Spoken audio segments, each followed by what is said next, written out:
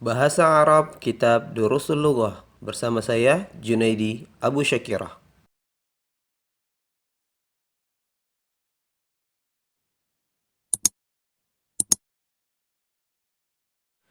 Assalamualaikum warahmatullahi wabarakatuh. Kaifa halukum? Kembali lagi di channel Teman Berbagi bersama saya Junaidi Abu Syakirah. Dan kali ini kita akan melanjutkan pelajaran bahasa Arab kita dari kitab Durusul Lughah Al-Arabiyah.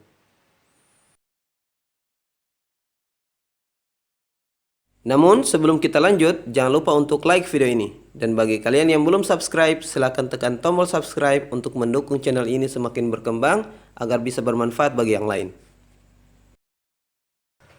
Pada video sebelumnya, kita telah membahas tentang bentuk jamak dari dhamir mufrad serta bentuk perubahan fi'il madinya. Pada video kali ini, kita akan membahas tentang isim ghair munsharif.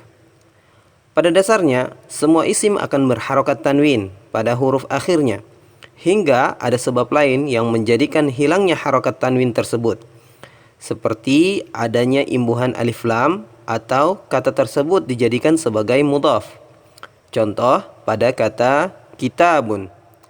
Jika alif lam ditambahkan pada kata kitabun, maka harokat tanwinnya dihilangkan menjadi al-kitabu.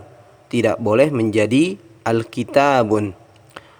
Begitu juga jika kata kitabun dijadikan sebagai mudhaf pada kata Muhammadun, maka menjadi kitabu Muhammadin. Tidak boleh kitabun Muhammadin.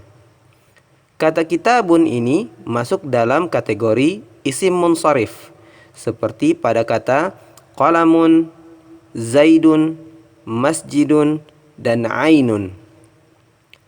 Teman-teman perlu ketahui, selain isim munsharif, ada juga isim ghairu munsharif, seperti contoh pada ayat berikut. Inna auhayna ilaika kama auhayna ila Nuhin wan nabiyyina min ba'dih wa auhayna ila Ibrahim wa Ismaila wa Ishaqa wa Ya'quba wal asbati wa Isa wa Ayyuba wa Yunusa wa Haruna wa Sulaimana wa ataina Dawuda zabura. Quran Surah An-Nisa ayat 163. Pada contoh ayat ini, nama Nabi Nuh berharokat tanwin di akhir, sedangkan nama Nabi Ibrahim, Nabi Ismail, Nabi Ishaq, Nabi Ya'qub, Nabi Isa, Nabi Ayyub, Nabi Yunus, Nabi Harun, Nabi Sulaiman, dan Nabi Daud tidak berharokat tanwin.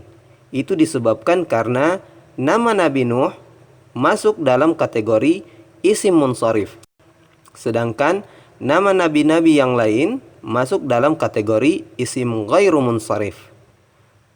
Selain tidak bisa berharokat tanwin, isim ghairu munsharif juga tidak boleh berharokat kasrah, berbeda dengan isim munsharif yang bisa berharokat kasrah. Itu sebabnya nama Nabi Nuh ketika dimasuki huruf jar ila menjadi ila Nuhin. Berbeda dengan nama Nabi Ibrahim yang walaupun dimasuki huruf jar, huruf akhirnya tidak boleh berharokat kasrah, akan tetapi menjadi harokat fathah. Kita lanjut. Contoh isim ghairu munsharif yang pertama adalah nama wanita. Sebagai contoh, Khadijatu dan Aisyatu. Semua nama wanita termasuk dalam kategori isim ghairu munsharif, kecuali nama wanita yang terdiri dari 3 huruf dan huruf tengahnya berharokat sukun, seperti nama Hindun, di mana nama Hindun huruf akhirnya boleh berharokat tanwin. Yang kedua adalah nama laki-laki yang berakhiran ta'ul marbutah. Contohnya Muawiyatu dan Usamatu. Kedua contoh ini walaupun merupakan nama laki-laki, namun dalam penulisannya berakhiran ta'ul marbutah, sehingga termasuk isim ghairu munsharif. Yang ketiga, nama orang yang bukan Arab, seperti nama para nabi yang disebutkan pada surah An-Nisa ayat 163. Kecuali nama yang terdiri dari 3 huruf dan huruf tengahnya berharokat sukun. Contoh nama Nabi Nuh dan Nabi Lut.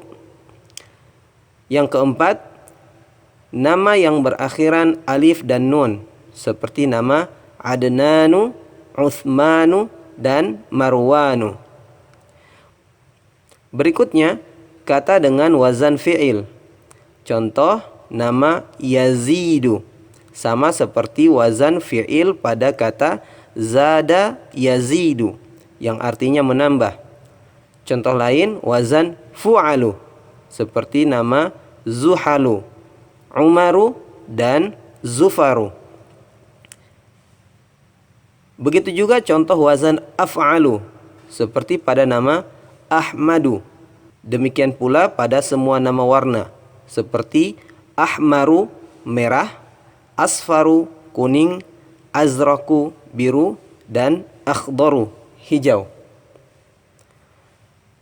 Sama halnya pada isim tafdil atau isim yang menunjukkan sesuatu yang lebih, seperti kata akbaru, lebih besar, asgoru, lebih kecil, dan seterusnya. Yang keenam, kata sifat dengan wazan fa'lanu. Contoh kaslanu, malas, jau'anu, lapar, dan godbanu, marah. Yang ketujuh, kata dengan pola sighah muntahal jumu'. Sebelumnya, sebagai tambahan informasi bagi teman-teman, bahwa sighah muntahal jumu' artinya bentuk terakhir dari bentuk jamak, yang dalam hal ini adalah jamak taksir. Bagaimana kita bisa mengetahui pola sighah muntahal jumu'? Dikatakan bahwa wazan atau pola sighah muntahal jumu' ada sekitar 19 pola. Namun, untuk memudahkan teman-teman, cukup dengan memperhatikan beberapa ciri berikut. Yang pertama, huruf pertamanya berharokat fathah.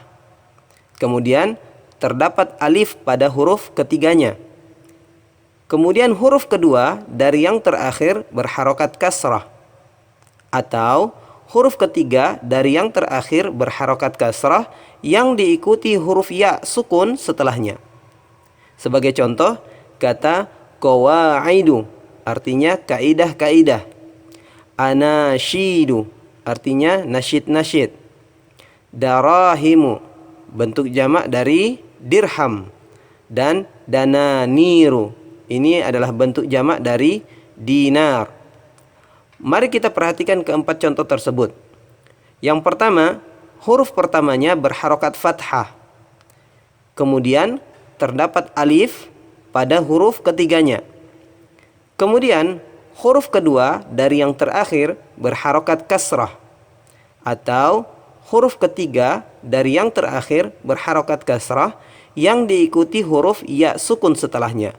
Sehingga ketika teman-teman menemukan kata yang berpola sama dengan pola sighah muntahal jumu' ini, maka kata tersebut masuk dalam kategori isim ghairu munsharif. Jadi, yang ketujuh adalah kata dengan pola sighah muntahal jumu'. Contohnya, qawaidu, anasyidu, darahimu, dan dananiru. Lanjut, isim ghairu munsharif yang berikutnya adalah kata dengan alif ta'nis maksurah. Contohnya atsya dan jau'a. Dan alif ta'nis mamdudah. Contohnya khadra'u dan zarqa'u.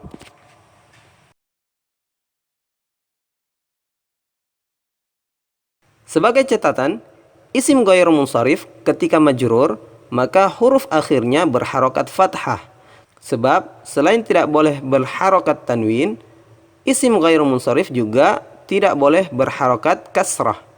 Namun ada dua pengecualian di mana isim ghairu munsharif boleh berharokat kasrah.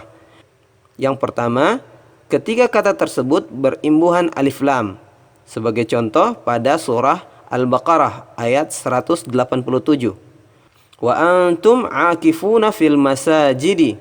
Kata al-masajidi termasuk isim ghairu munsharif karena masuk pola sighah muntahal jumu'.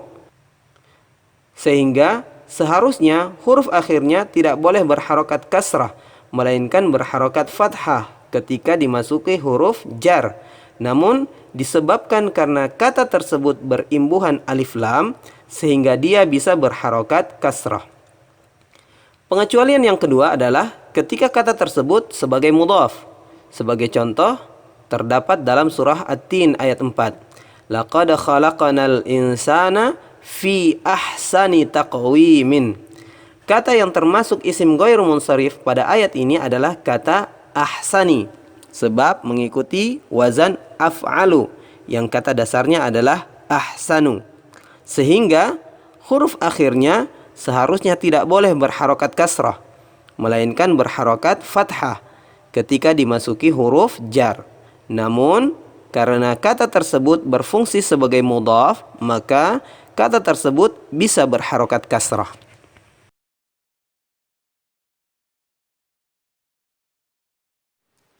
Demikianlah pembahasan kita tentang bahasa Arab dari kitab Durusul Lughah Al-Arabiyah.